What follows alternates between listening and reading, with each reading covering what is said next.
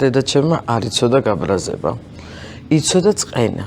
და ეს წყენა თვალებში გამოიხატებოდა, რა თქმა უნდა. და მე რჩივნა ვეცემე, გავემარცხე, რა ვიცი, რაღაცა საყვედური ეთქვა ან რაღაცა, მაგრამ აი ესეთი სახით შემომხედავდა რომ ყველაფერი.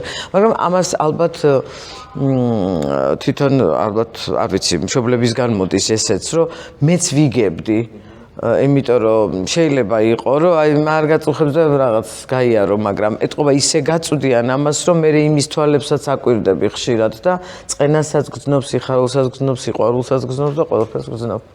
არ მახსენდება მამაჩემი გამბრაზებოდა ან დაიყვირა. ცემაზე ხო ლაპარაკი ზედმეტია და ერთხელ ვიყავი მე 6 კლასში, მე და ჩემი მეგობარმა პატარა კლასელი გოგონა გავაბრაზეთ, სრულიად ბავშვი რაღაც იყო, მაგრამ იმ გოგონას სახში მივიდა ტირილი და ბუნებრივი იყო მისი მშობლის რეაქცია, რომ მოვიდნენ ჩვენთან, რომ როგორ იკეთეს და გააკეთეს.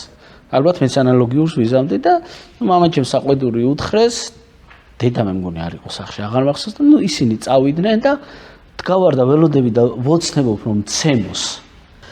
აი მართლა გულწრფელად ვოცნებობდი რომ ვეცემე და მომიბრუნდა და გეხვეწები ასეთ მდგომარეობაში გეხვეწები მეორედ აღარ ჩამავდა. ხო, ეგ. აუ მეთქი რა იყო ერთი მაგრად მცემე მაგის თმას მერჩინა. კი, არის ეგ შეგრძნება ზუსტად რომ რაღაცნაირად გული არ გინდა ატკინო და უნებლიეთ გამოგდის და მე სამაგეროს ვეღარ პოულობ რომ გამოისყიდო შენ ბერნი ვიღე ის სასჯელი ჩემთვის იყო უნდა ვეცემე რომ რაღაცა ჩვებას მომგვირდა და ეს იყო გაცილებით დიდი სასჯელი იყო მამაჩემის მხრიდან ეს ნათქვამი ვიდრე გავაკეთე. აუ ლადო ეგ ისე ვიქცავდით რა ქვია ენით დაკოდილი ხო გახსოვს ამ ენას გაცილებით მე განადგურება შეუძლია ადამიანს. იმ გატეხილ თავს და ერთ სილას შეგეხოს როგორ გას. კი, ნამდვილად.